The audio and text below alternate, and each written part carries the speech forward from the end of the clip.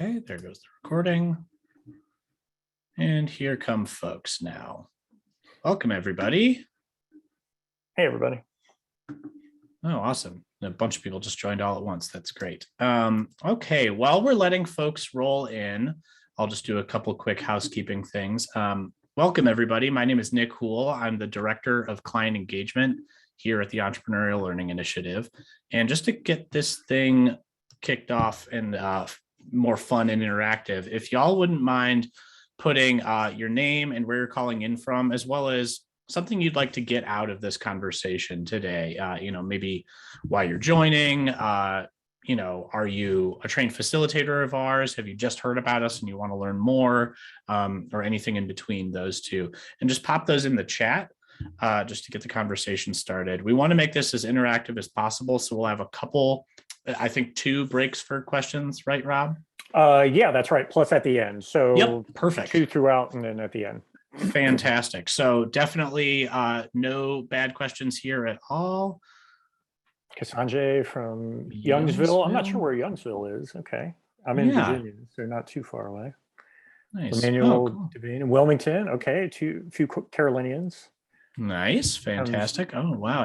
Victor Valley College. Okay, great. Thanks for joining us, Ginny. I know we're doing a lot of work with Victor Valley. Deborah, Seward County Development, also folks we've worked with. Good to see you. Lisa Mae Eisenberg. Got some Wilmington folks in the house today. Great. Okay, seeing that. Fantastic. It's probably not a beach day down there. I know here in not too great today. Rhiannon, Fort Wayne. Elizabeth Barnes, welcome. Bill from Dallas. Edward, wow, we've got folks from all over. Wow. Judy from South Dakota. Judy, were you on one of the coffee hours that I was part of and Gary was part of last year, I believe. Ah, yes. Awesome. Good to have you with us, Judy. And I see Anita with Grow Raton in New Mexico with her intern, Alicia Vargas, who's planning on opening her own business. So awesome. Welcome, Anita and Alicia. Hopefully what you hear today can help you on that journey. Jen, sunny Florida. Yes, I was down there last week. My wife's a school teacher, so I was down there last week while she was on her spring break. Heaven's Gate Orchard in North Carolina. So lots of North Carolinians joining us today. Welcome.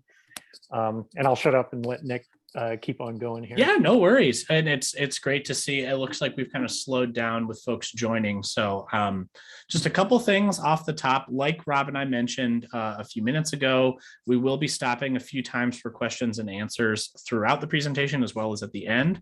So feel free to pop those in the chat as well as the Q&A function. I'll be monitoring those. Any questions that I can answer, kind of one-offs, I'll do that in the chat, but anything that requires a little more in-depth conversation, I'll read those out for everybody to hear to Rob. So that'll be great. And then, yeah, like I said, no need to hold back. I'll be monitoring those. We are recording this, as you probably heard when you joined us, and we will share the recording as well as the slides and a few other helpful links to things that we'll mention throughout the presentation. So I think that covers all the basics, Rob, if you want to get us started. All right, I will do that. Thanks so much, Nick. I really appreciate it.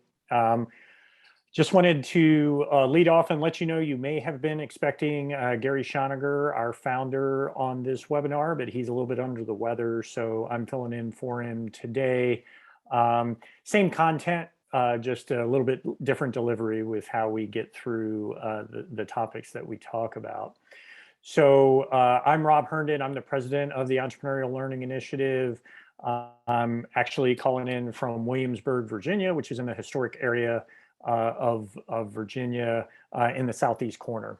And I'm going to go ahead and start sharing my slides so we can get rolling because I have a lot of content I want to get across to you guys today and also make sure that we have enough time to answer any questions that come about. So let me get sharing the slides here. All right. So as Nick mentioned, and as you saw when you were, signing up for this webinar, we wanted to get into some ideas that can help folks to cultivate entrepreneurial mindsets, whether that's in their classroom, throughout organizations, in a workplace, or in a broader community. And the reason why we're so enamored with this idea is because our work at the Entrepreneurial Learning Initiative is all about the entrepreneurial mindset. And that is a little bit unique in the entrepreneurship education ecosystem, you might say, of folks that are talking about these types of ideas. We've been around since 2007, so this is our 15th year. And our Ice House Entrepreneurship Programs are now over a decade old, and I'm going to give you a little bit more detail about them as we get towards the end of the presentation. But our work at Eli centers primarily around professional development for folks to help them understand and develop the entrepreneurial mindset, and then also some curriculum, courseware, books that go along in attempting to do that. So, you know, when we start talking about the entrepreneurial mindset, there's this little sort of, thing that I think a lot of people are talking about these days, is that we live in this time of constant change, right? And, you know, the pandemic aside, even before that, we were already seeing an acceleration in technology that was unlike anything we had seen before. Borders and different changes of movement of people around the world and communication that had never happened at that pace as we've seen previously in the world. And I'm going to make the case today that in this time of change, it's really important that everyone be able to think like an entrepreneur. And that's whether or not they have any interest at all in starting a business. And if they want to start a business, it's absolutely something they need to think about and to make sure that they're familiar with.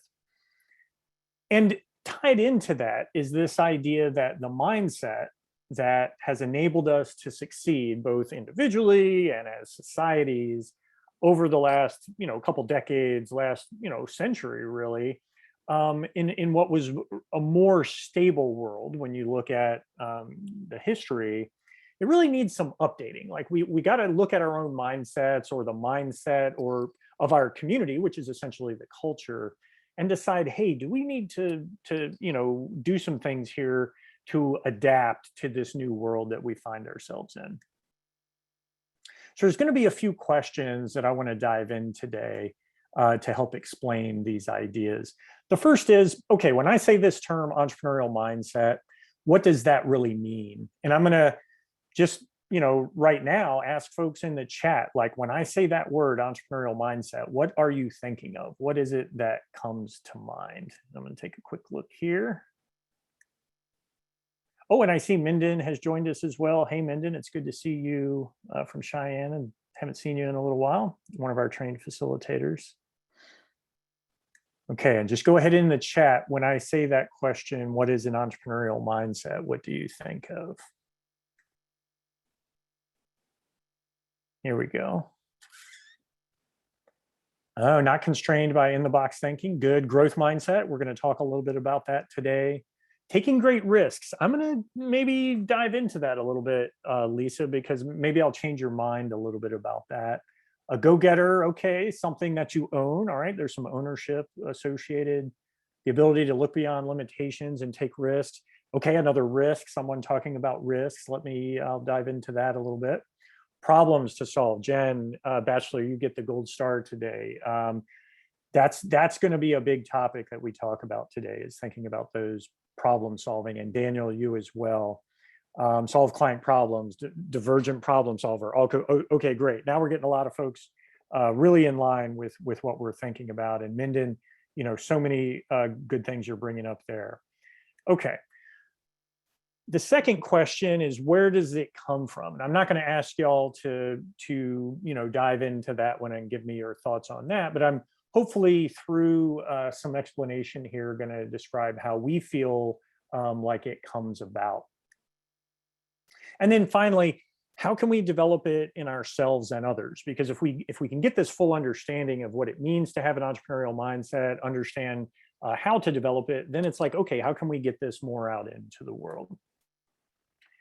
So when we bring up this term around entrepreneurial mindset, many people, if I was to ask you off the bat of, hey, name an entrepreneur that you're aware of, lots of people would say Mark Zuckerberg, or Elon Musk has been in the news recently with trying to take over Twitter, and launching people into space and everything else that he's doing. Richard Branson. It's always the folks that are on the news, right? These are the folks who are in our face every day, who we hear about. But unfortunately, what that creates is sort of a false understanding of what entrepreneurship is all about. It's this assumption that it's only for the elite. It's only for folks who have taken all this risk and invested millions, if not billions, of dollars into moving their idea forward. And they're in the news, and we sort of look at them as, scions of industry in the world. But what that does, if we just look at entrepreneurship through that lens, is it really limits our ability to teach other people that, hey, the skills that are learned in entrepreneurship and what is developed through an entrepreneurial mindset can be developed by anyone. This is not just the realm of the elite, or the realm that is only there just for certain people. This is something that anyone can develop. So, and I think I'm going to be able to make that case to you today as we continue the discussion here. And I want to start with this idea that a lot of our work looks at complexity and trying to get some understanding within complexity. So if you think about the concepts beyond complex systems theory, and how, lots of times that's in the sort of biological sciences, where there's all these interrelations, or in ecology, there's all this interaction between things, and we can't really get a full understanding of what that is. Well, humans and how we operate in our world is a very complex system. And it doesn't take very long to look outside your daily activities and everything that you're doing to understand that all the interaction that humans take becomes a very complex system very quickly. So we use the work of Dr. George Land, who has really sort of simplified this way to understand complex biological systems, of which, hey, as humans, that's us, right? So he talks about the idea that every system goes through 3 phases. And in that first phase, we'll call it the discovery phase, it's really that individual, whether it's a person, it could be a baby animal, like whatever you want to think of, an acorn within a forest, right? It's learning how to make a connection with its environment. Essentially, it's learning how to become useful. And that's depicted here in this left column, where this first orange dot represents that point where that entity becomes useful. It has figured out, it's made a connection with its environment, and it's sort of essentially figured out, like, okay, this is how I'm going to contribute, more broadly to my world. And once it hits that point, it starts to grow. It enters the growth phase. Okay, so it takes everything that it's learned in that first phase and starts applying it in that second phase. And that's where it becomes stronger, it grows, it gets out into the world, and it sort of does its thing based on what it learned to do in that first column. Now, inevitably, there's a second break point that's reached. And that's where, in sort of a typical biological sense, at some point you just can't, continue that growth, and you start to become essentially obsolete. And at some point that organism dies off over some time. But we know in our world that it's very common today in this complex world that we are in, that we don't go through one set of cycle like this in our lives. We're not just traveling along and we learn exactly what we need to do. And then over 40, 50, 60 years, we're doing that same thing. And then we go on into retirement and, or maybe possibly reinvent ourselves and do something else. That's very, very rare today. And if we look at how the world has changed with the workforce, with the constant change in technology, we have to become very adept at going through multiple cycles like this over our lifetimes. So we have to constantly be in a state of discovery. Okay. Now, The problem we have, though, where we, are trying to adapt to this rapidly changing world, is that most of our education takes place when we go through formal education in our K through 12 system or up into college, in essentially what are very stable, other directed learning environments. We have a professional teacher who's passing along information to us based on a set curriculum. It's very stable. I mean, the building doesn't change. The school, if you were to walk into today, if you went to school 30, 40 years ago, it's not going to look a whole lot different, right? So this type of learning environment is very good at developing individuals for highly stable, other directed working environments. You move on into the workforce and you use what you learned in that one set of learning that you accomplished when you were young in that period.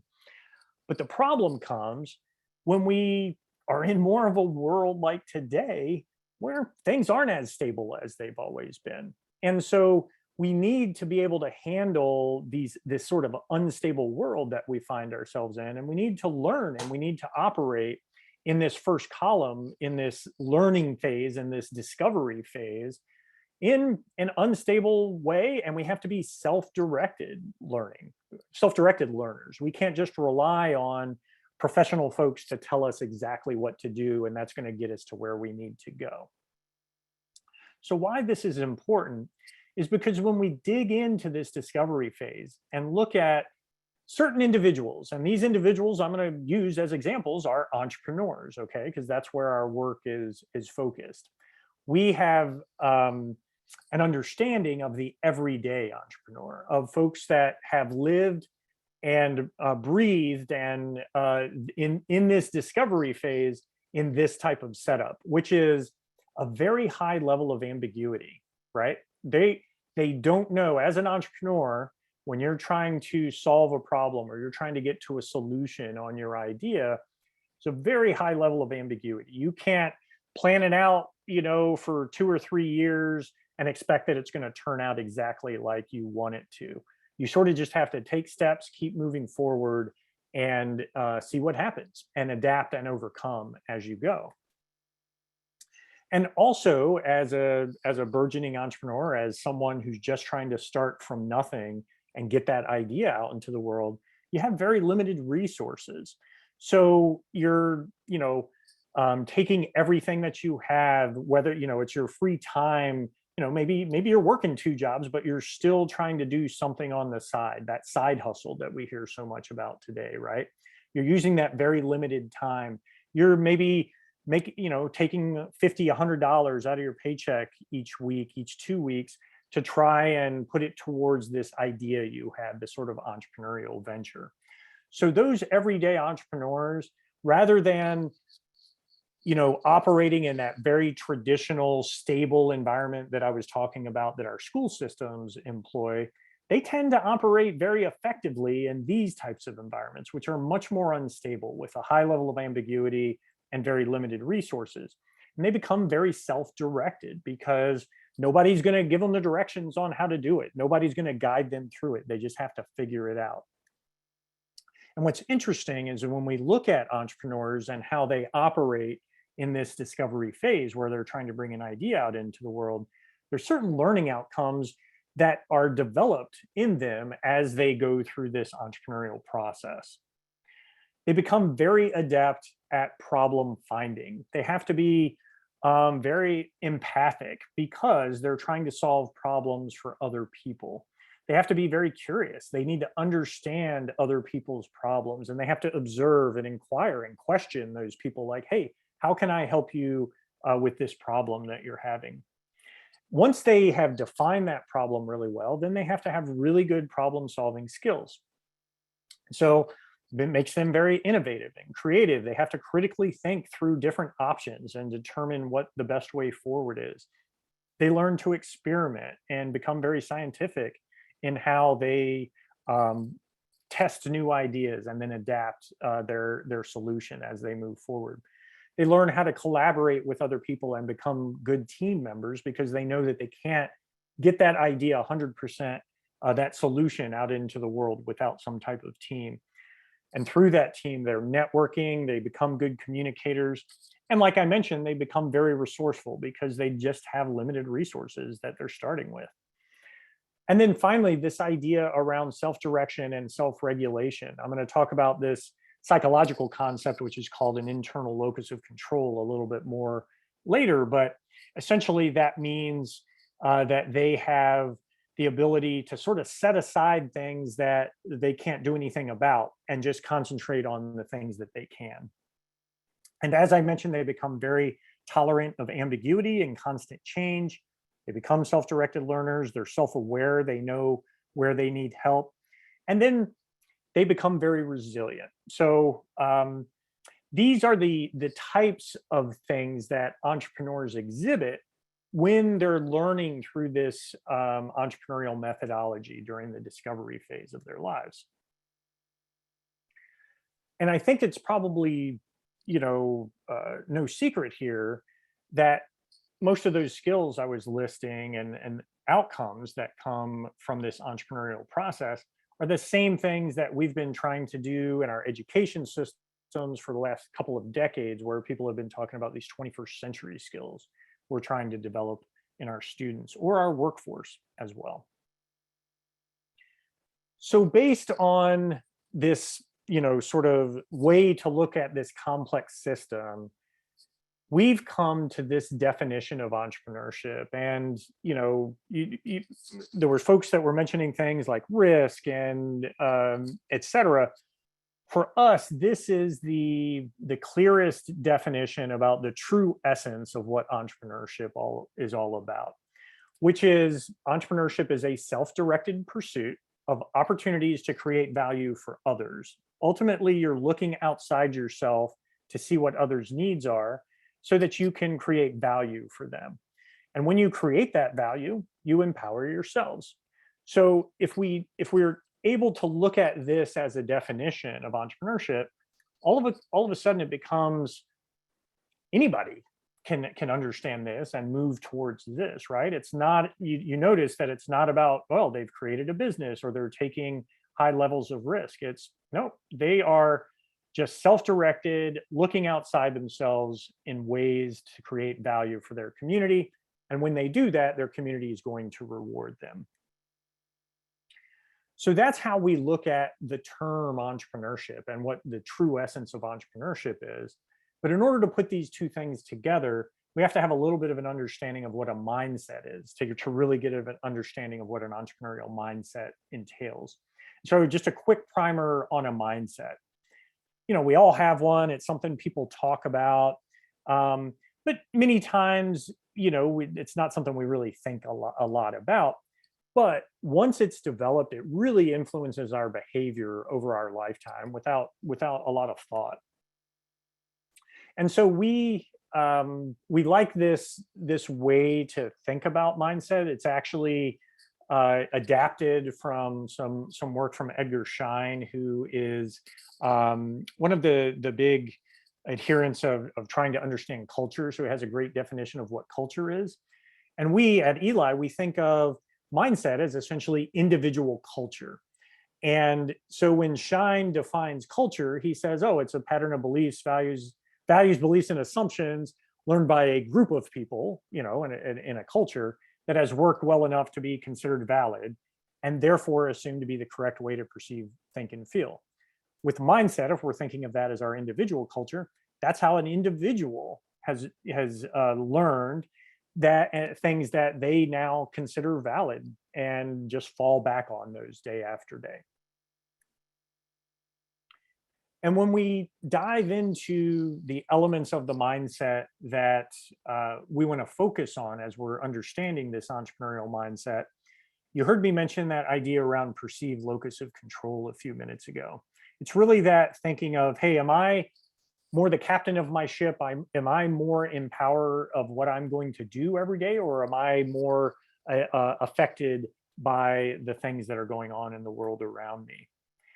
A subset of that motivation comes out of that, right? Like if you feel like you're just being pushed around by the world, you're pretty much going to fall under an extrinsic motivation type methodology. Whereas those who feel like they can make that change in the world tend to have a little bit higher level of intrinsic motivation.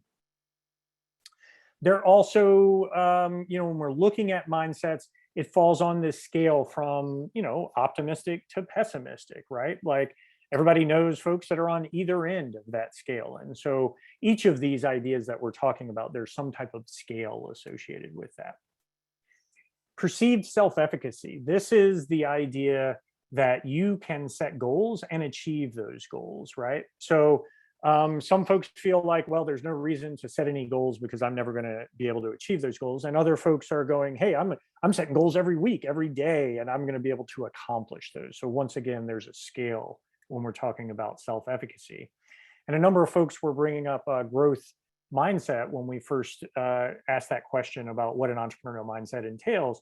And that's actually a big piece of the puzzle here, because if you have a fixed orientation, your feeling is, I'm never going to be able to learn that. I've never been good at math. I'm just not going to be able to learn that. But if you have a growth mindset, you're thinking, oh, okay, yeah, I can learn this. I can put my self through whatever it takes in order to learn that. So you tend to have, once again, a scale on that fixed and growth mindset orientation. So if we sort of kludge these two ideas together, where we're putting this definition of entrepreneurship, that it's self-directed pursuit of solving problems for other people, and we put that together with how this individual has developed a mindset, essentially they're making this assumption every day. They may not say this, but this is how they're approaching their lives every day, which is essentially that, hey, it's my responsibility to figure out how to make myself useful to others. And when I do that, I'm going to empower myself. So let me get out into the world. Let me look for problems to solve, because that's going to help me there's going to be a win-win. I'm going to solve problems and I'm going to benefit from that as well. So if we look at those 5 dimensions through this entrepreneurial lens, when we look at entrepreneurs, they have a very high level on that scale where they're much more prone to have an internal locus of control. As I mentioned, they're just going to concentrate on the things that they have some type of control over on a daily basis. They're not going to get pulled into things that they shouldn't be worried about because they can't do anything about it. They tend to be very intrinsically motivated. And I'm going to talk a little bit about where that comes from a little bit later, because they become really engaged in the work that they're doing. They tend to be very optimistic, and this is that resilience that comes over time, where they learn that, hey, if I, the Chumbawamba song, I get knocked down, I'm going to get right back up again, right? Like that's the idea, right? Like once I'm knocked down, I'm just going to get right back up and keep pressing. So this is developed over time as folks develop this entrepreneurial mindset. And then increased self-efficacy. This is sort of the one that has, I would say, the most impact on someone as they're developing over time, because that ability to set goals and feel like you're going to achieve those goals can help you just step towards that vision that you've created for yourself. And that's where that growth orientation falls in as well. They tend to have a very high level of growth mindset versus that fixed mindset of thinking like, oh, I'll never be able to learn this. So the key takeaway I'd like for you to walk away with today, besides some of the sort of general concepts we've talked about, is that it's not like I can today say, give you a book and say, hey, read this, and then tomorrow you're going to have an entrepreneurial mindset. The entrepreneurial mindset is developed over time. It's an effect. It comes over, honestly, a long period of time. And it's an effect rather than the cause of entrepreneurial behavior. It's not like you have that and then you just start, getting out into the world and doing entrepreneurial things. It's actually through the practice of entrepreneurship that this mindset is developed. And that plays a big role in how we do our work with those that we're trying to develop entrepreneurial mindsets within. So if we look at those questions we started with on the webinar, what is an entrepreneurial mindset? I laid out these ideas around starting with Dr. George Land's work The book he, I don't know that I referenced it, is Breakpoint and Beyond, if you're interested in seeing that, and laying out how in that discovery phase, there's certain skills that if they are developed during that time, they align very closely to an entrepreneurial mindset. And it's all those things that we talked about around those 21st century skills. And then where does it come from? It comes through being placed into entrepreneurial environment where there is high ambiguity and low resources, and an individual can be self-directed. So they have to be in those self-directed, highly ambiguous, resource-constrained environments in order to develop that entrepreneurial mindset. We'll next jump to how we can develop it in ourselves and others, but I do want to take a quick look to see if we've got any questions. And to get a sip of water. Yes, definitely. Nothing as of yet, but folks, feel free to pop those into the chat. We'll wait another minute or so. So you put the Chumbawamba.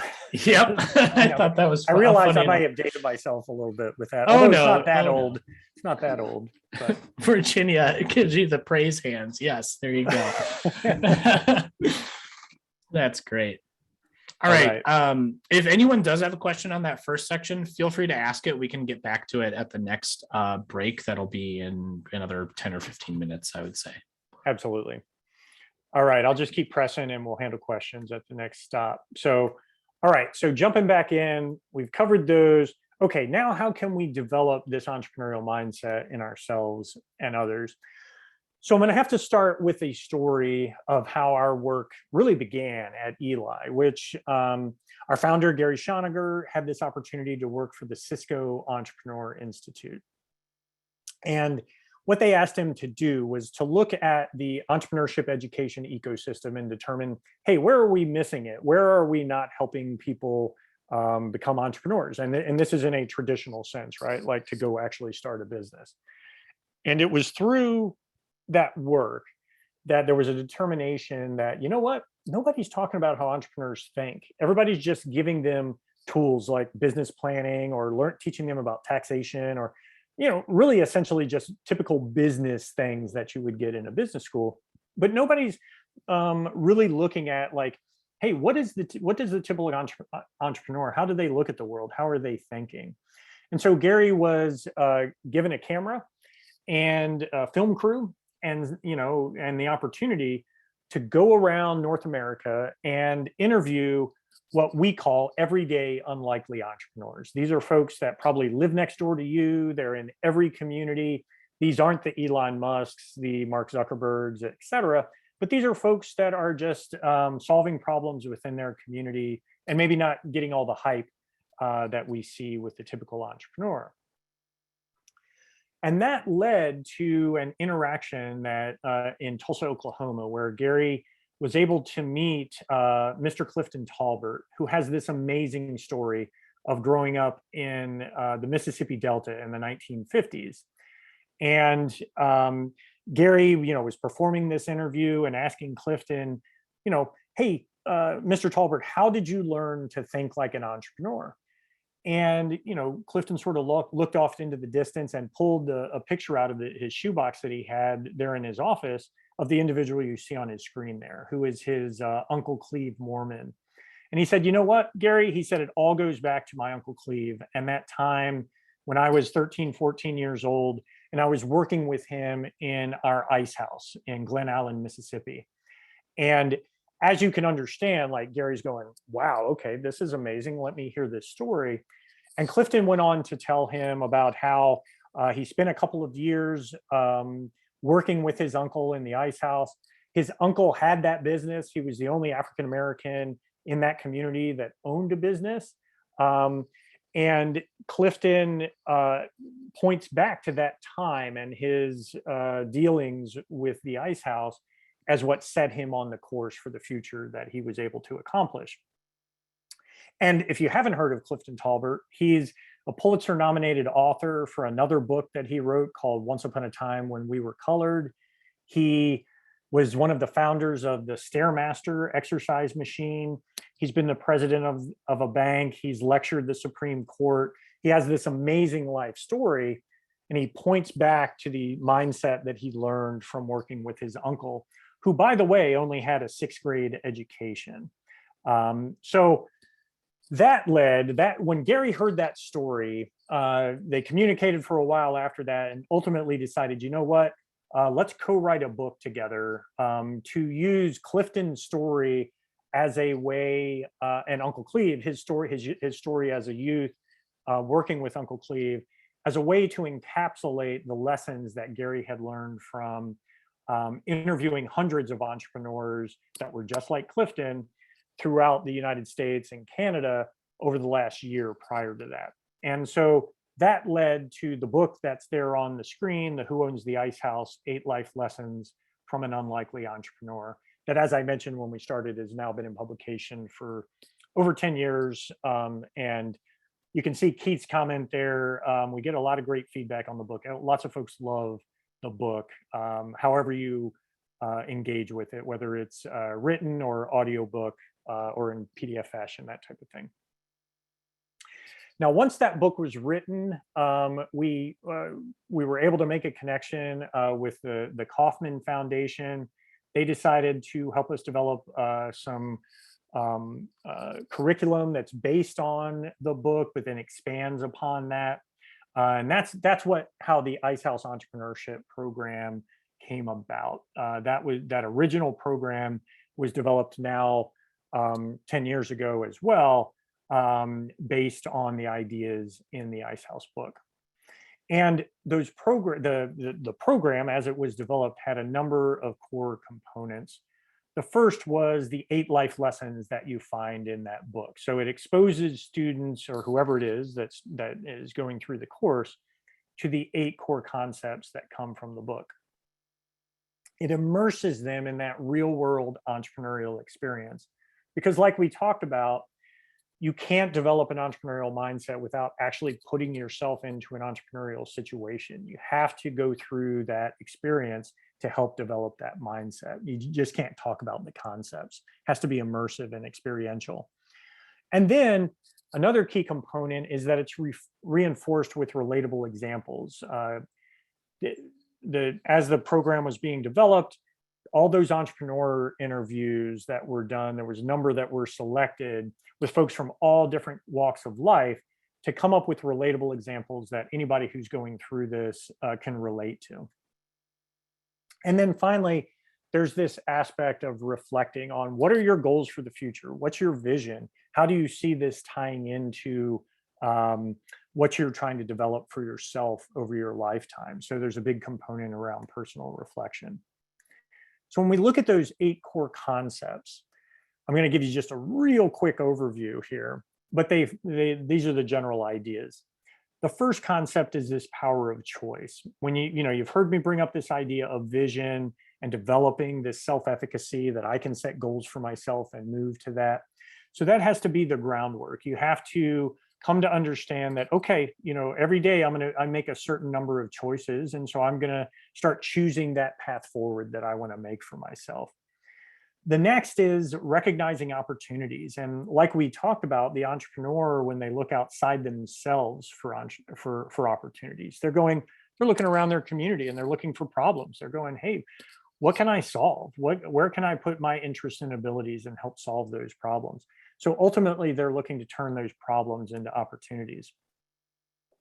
Entrepreneurs tend to take a lot of quick action. They're not sitting around and planning things out for a couple of years. And especially in today's environment, that's important because you want to start experimenting with things. We talk about the concept of micro experimentation. We get into that in our trainings. And it's really this idea of sort of low risk experimentation.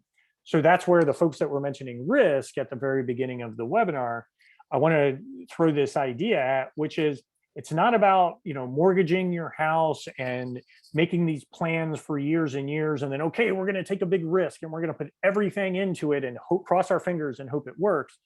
No, the entrepreneurial method is actually excellent at risk mitigation because they're constantly experimenting with small things that aren't costing them a lot until they develop something that is viable and sustainable out in the world. So that's where this lesson 3 comes into play. Lesson 4 is important, and it connects very closely with any folks that we have that are in the educational field, whether that's K through 12 or higher ed, wherever you're coming from.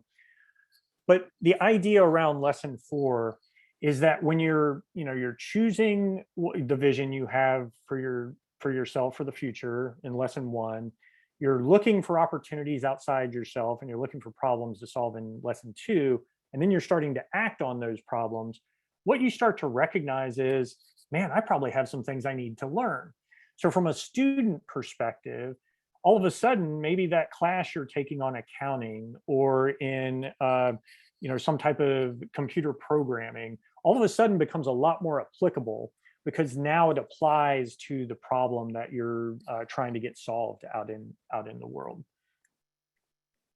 The last 4 concepts here we talk a lot about as these are the things that start getting thrown off. It's sort of like a flywheel that gets going with the first 4. And then lessons 5 through 8, these types of things start happening. The first is this idea of creating wealth. And we talk about this from the aspect of resourcefulness, that all of a sudden you become very resourceful with whatever you have, whether that is time, connections, people that you can connect with, or any type of monetary resources. And then if you're good and resourceful with all of those things, you can eventually achieve a high level of well-being and wealth over time. Lesson 6, when we talk about building a brand, you can think about this as increased reliability. Because once there's a positive brand out there that people are relying on, you have to, as that individual entrepreneur, become much more reliable. Excuse me for a second.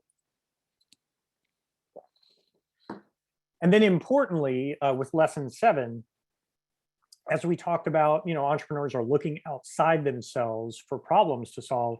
They have to maintain this connection to community.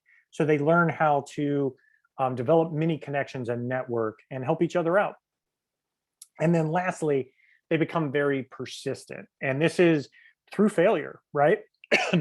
They fall down and they get right back up again. So this power of persistence comes through this entrepreneurial process that they're constantly moving through. They're constantly taking steps. They're going to have failures along the way. That's fully expected and actually just part of the process. But they learn to persist and become very resilient through that process. So when we're trying to develop this entrepreneurial mindset in others, remember that's this section of the webinar we're talking about, where we're trying to develop this entrepreneurial mindset that we defined previously in others. We expose them to those 8 core concepts. Then we immerse them in this real world experience, which is that entrepreneurial process. And in our case, we use this discovery canvas, we call it. It's our Ice House Opportunity Discovery Canvas, where it's a very basic, those of you who may be familiar with the business model canvas. Sorry, yeah, Osterwilder's business model canvas. Sorry, it just took me a second there. That has so much terminology around business and channels, and it's very business focused. Our canvas is pretty much for anyone. You don't have to be developing a business. You can just be developing an idea, something you want to get out into the world, and it's applicable in that case. So with our canvas, the first section is all about this background research, and as you're trying to really understand that problem you're trying to solve. The next section, you start getting into that micro experimentation where you're setting hypotheses and then you're testing your ideas until you get some evidence of usefulness, right? In that discovery phase, you hit that first orange dot where you say, okay, wow, I've found something that's useful. And it's basically at that point when people are either paying for that solution or you're getting on your blog, you're getting all kinds of people to subscribe, or on your YouTube channel, whatever the case may be, there's some type of evidence of usefulness that what you're putting out there is useful to people.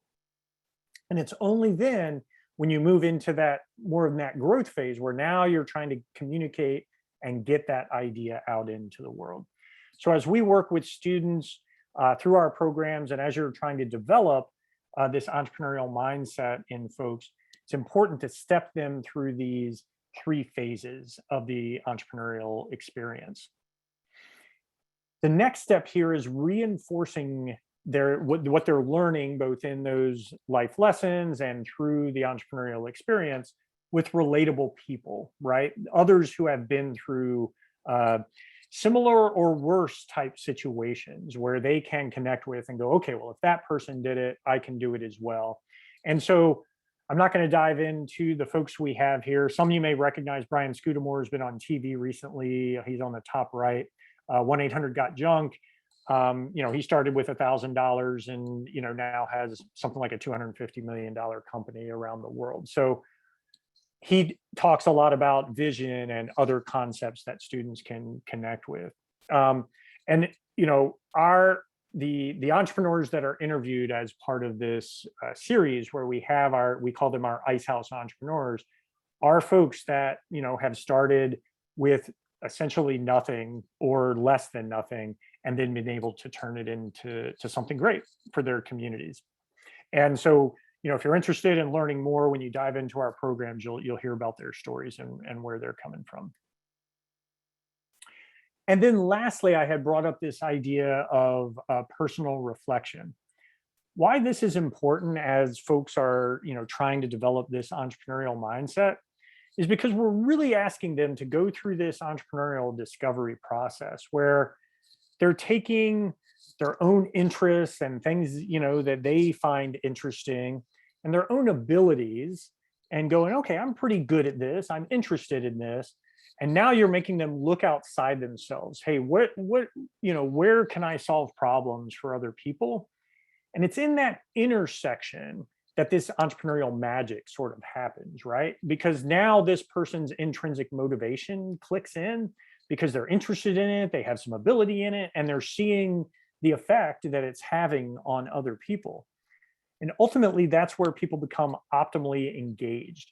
So we want them to reflect on this experience as they're going through it, because it's going to be a little bit different maybe than other things that they've experienced before. They're going to be thinking in ways maybe that they previously hadn't. So we want them to reflect on, hey, you notice you're a lot more engaged than you have been in the past. Are you moving towards your vision? Are you seeing something positive here happening? So it's a big part of how we look at the outcomes of this process. And this is good within an educational setting, because obviously we all know the sort of crisis that's going on with education today. I read a lot of articles about how student engagement is at the worst that people have ever seen. Teachers that have been teaching their whole lives would say today that, students unfortunately are in a very distressing level of engagement because of the pandemic and everything that has gone on from there.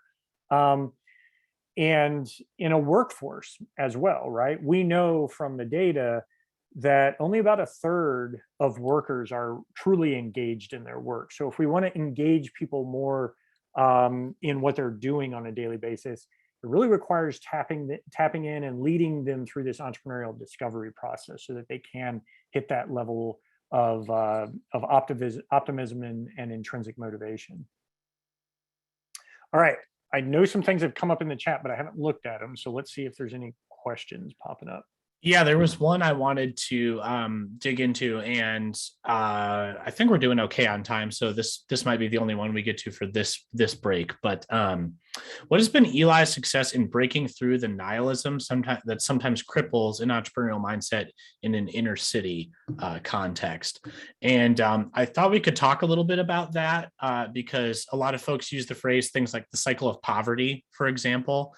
And we actually just had a case study and a blog about that very subject with a partner of ours based in Cincinnati, Ohio, called GCMI. Yeah.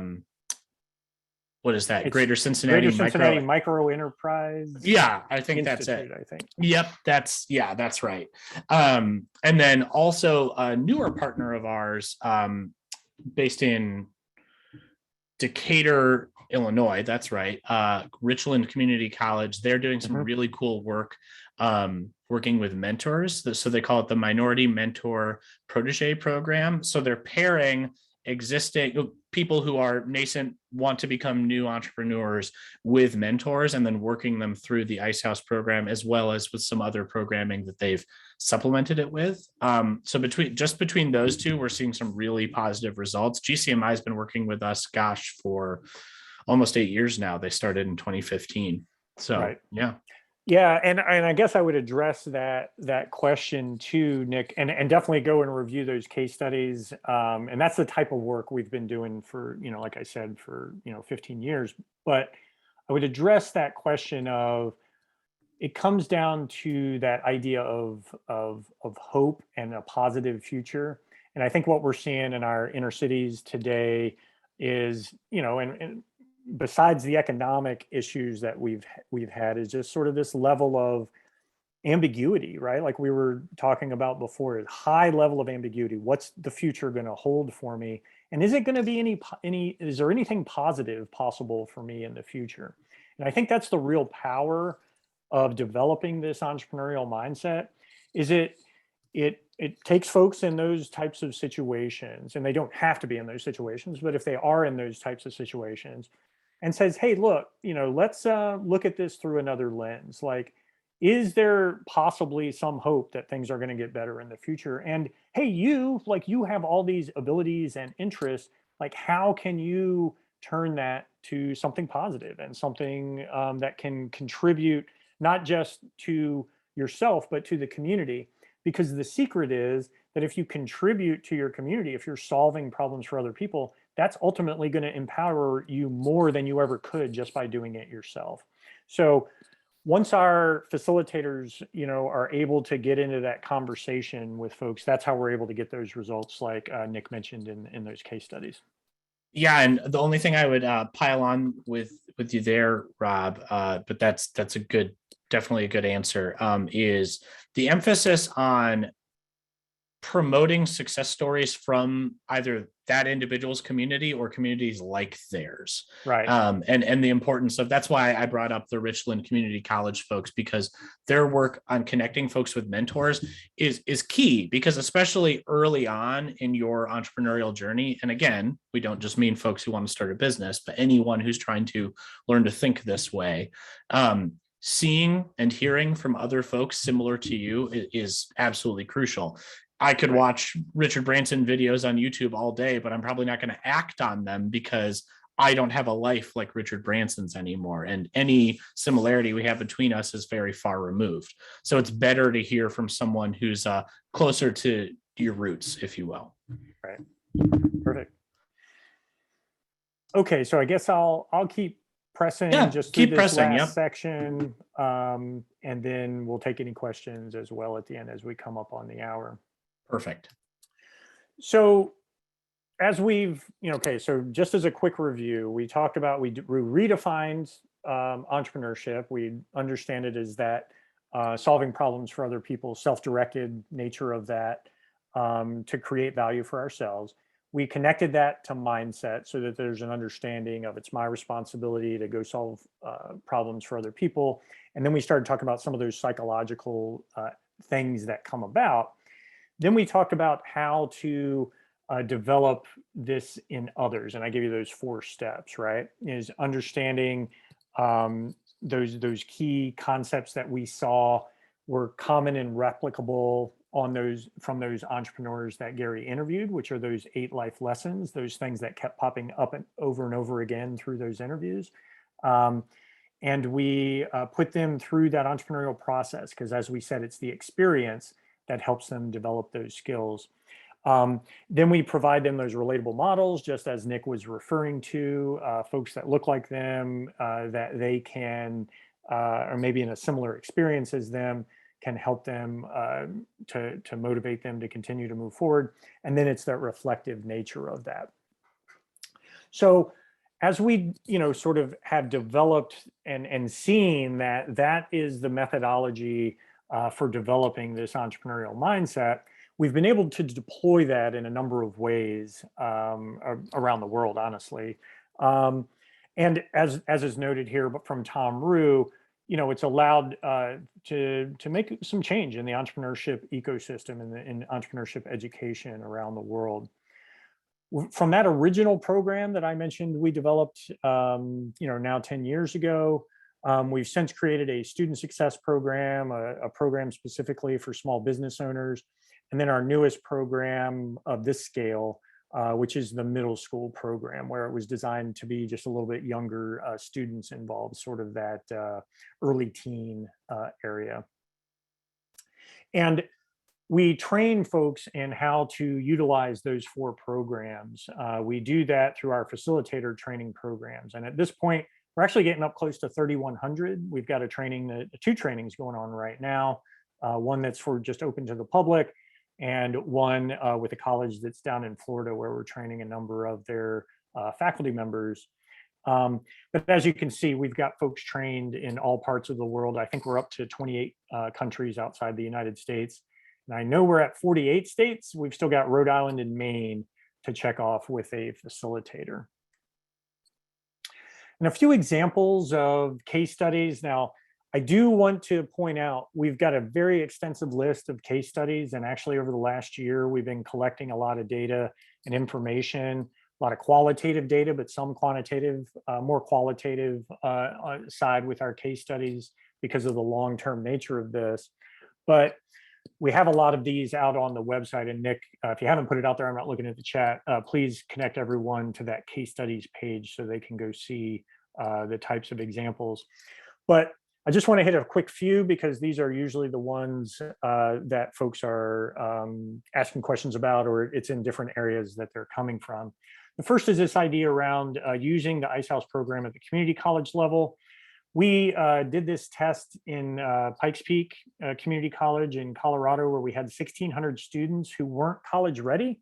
They didn't pass the AccuPlacer for math or English. So Dr. Bolton, who there is the president of the college, said, I'm going to force folks that aren't college ready to go ahead and take this college success course, a student success course. So they used our program for half the students. They used another more typical student success course for the other half. And when I say more typical, it's completely around study skills and going to the library and that type of thing, which is embedded in our program, but it was only those things. Ours was focused on developing this entrepreneurial mindset in these students. And between the 2 programs, our students that went through our program, those 800 students, came back, they persisted to the spring semester at an 83% clip, compared to the students that were in that other program who only came back at 55%.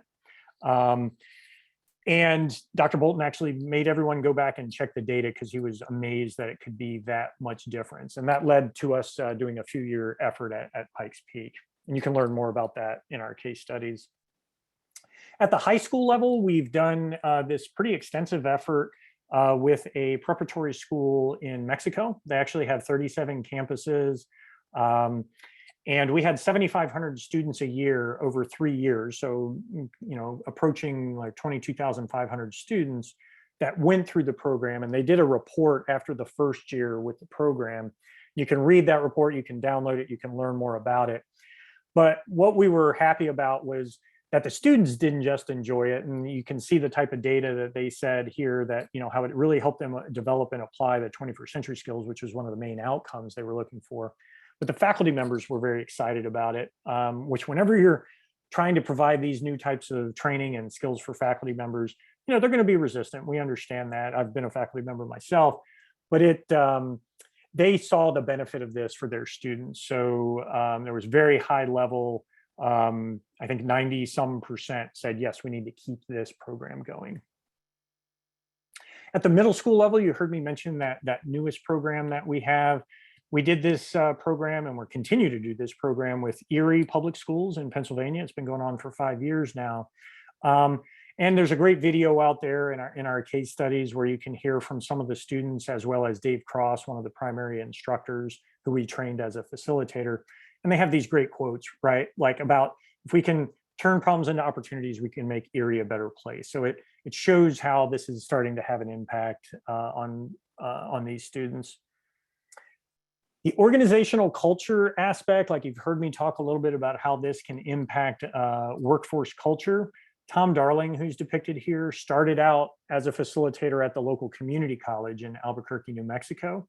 He was brought in to run the training program for Albuquerque city government after they ran a pilot with our program and saw the impact it was having on their employees. That's been going on now something like 6 or 7 years. And they're just continuing to train hundreds of their city government employees to think like entrepreneurs. And for most people, when they think of, hey, what's the opposite of a entrepreneur, they might say like someone in government. And I can say that because I was in government for 20 some years. But Tom has had amazing results through applying this to help change the culture and make it more entrepreneurial in Albuquerque City.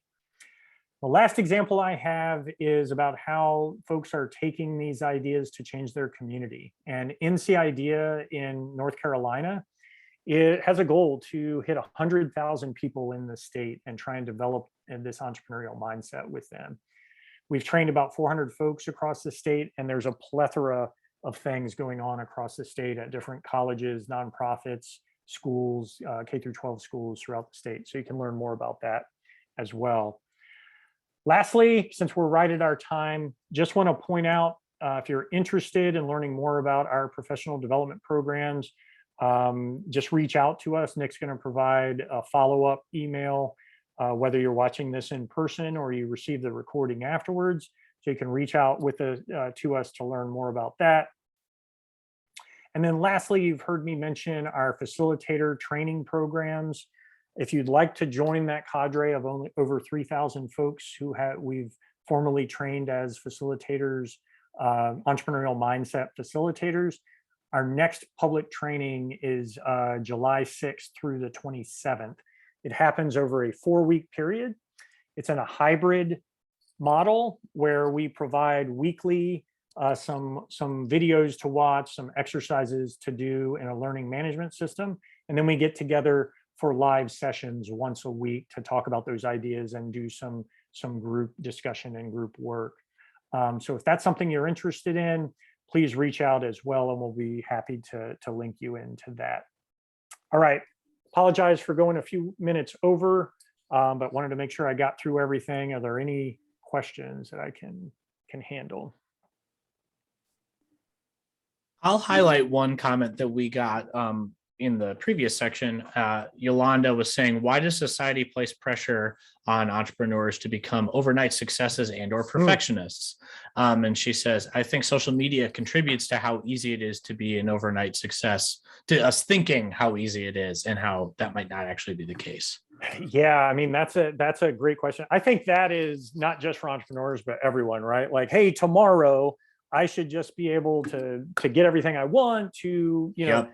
And unfortunately, you're right. The social media aspect of that sort of entertainment gets this feel of like, oh, tomorrow I can have everything that I want. When in actuality, this is the development of a business is a lifetime endeavor for many people. If you look at Walmart, for instance, starting 40 to 50 years ago now, it took them 25 or 30 years to get to the point where they had a distribution center where they were going outside of just Arkansas, so these types of things take time. And it also, I think I want to make the point, when we talk about that lesson 5 and creating wealth and well-being, this is a generational thing as well, right? So there was that question about the inner cities and that hope for the future. There's generational problems there that we've been dealing with for many, many years, and goes back through the history of our country. And how we can develop these ideas and this more entrepreneurial mindset in our communities, we may be able to help attack some of these generational wealth issues that we have, where this can be built up over time.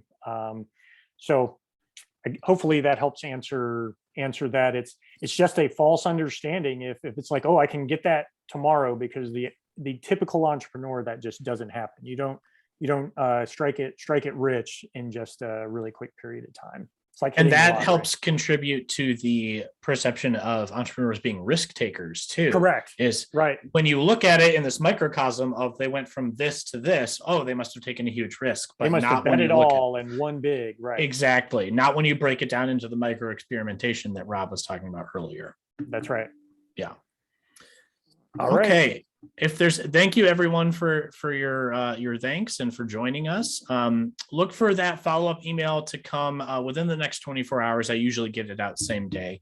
And we will look forward to hearing from you. If you don't get it, make sure to double check your spam folder too. It has a lot of links and sometimes email servers don't love that. All right. All right. Well, thanks everyone for spending the time with us, and really hope to connect with you in the future, and hope you have a great week and a good spring. I know it's gotten chilly here in Virginia. I'm waiting for that 70. I'm staring at snow outside my window. So. Right. So I can't complain. Exactly. Right. Yeah. But anyway, thanks everyone. Okay. Have a good week. Bye.